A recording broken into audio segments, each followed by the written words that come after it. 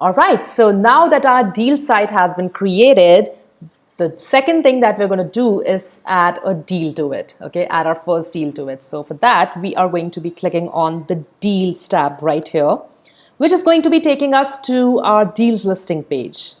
Now, this Deals listing page is going to be empty for you because you haven't really created any deal, but I have.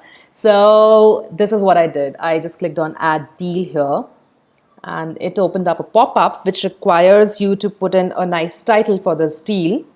Okay, so I just put a random title here like SaaS product deal and then clicked on save. Okay, and as soon as you click on save, you are going to be taken inside the deal. Okay, so this is our deal dashboard, deal sales dashboard. So every deal that you create on your Spikro site is going to come with its own sales dashboard where you can track all the details of the sales and keep a tab on the statistics of your deal. Okay, so like you can check the number of customers and the number of orders that have been placed for this deal and the total revenue that the deal has generated so far, right? And then we move on to the details tab, wherein we will be putting up like summary and all that stuff in our deal. Okay, now this is a very important tab, so pay attention. Now the title is already going to be populated because we have already added it while adding the deal, right? And the slug for this deal is auto-populated as always, right? And then you add a 2 or 3 line summary telling people what this deal is about, all right? And then we have the launch date and end date. Now, launch date is the date on which the deal is going to start, okay? And end date is optional. So like we had discussed earlier, that some deals need not have any kind of end date. They can go on forever, right? But if you are running any time-based deals, then you might want to put an end date to it.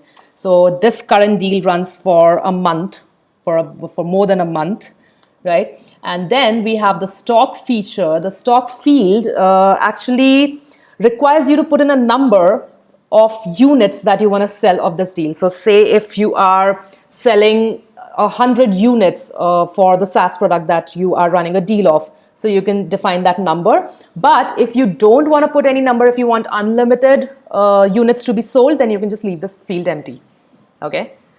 Next up is refund duration. You can set up a refund duration for your customers to ask for a refund, right? If they somehow don't like the product that they've just bought the deal of. And then there is comments and reviews, which are obviously going to be enabled because these make or break a deal on a deal site, right? If you are a frequent deal buyer, then you already know the importance of comments and reviews on a deal page. Okay, and lastly, we have a very important field here. It's a drop down actually, show timer when. So now every deal comes with some kind of a timer, right? Like this deal is gonna be over after 20 days, 30 days, or 7 days, right? But if you don't want to show this timer for deals that go on and on and on, like if you're running a deal for like 3 months or 4 months, then you don't want to show the timer then, and you just want to create an urgency during the last few days of the deal, right? So you can set that from here. So the timer won't be shown up and until you set the days here. Like for example, if on a particular deal there are just 6 days left to the end date, then you can just define it from here and the timer will start showing from then. Okay, so yeah, I want to go with always for my timer. Then you click on save and you move to the info section of your deal. Now info is a very important tab, for it works as a sales letter for your deal. All right, so I have just put some kind of text here, dummy text here, but you can put all sorts of information here. You can add images, you can add videos, you can make this sales letter as interactive as you want, right? Thanks to our content editor right here. Okay, so it is from here that your customers will read the information about the deal, about the product, about what it can do, and see the screenshots of the product and then decide whether they want to purchase the deal.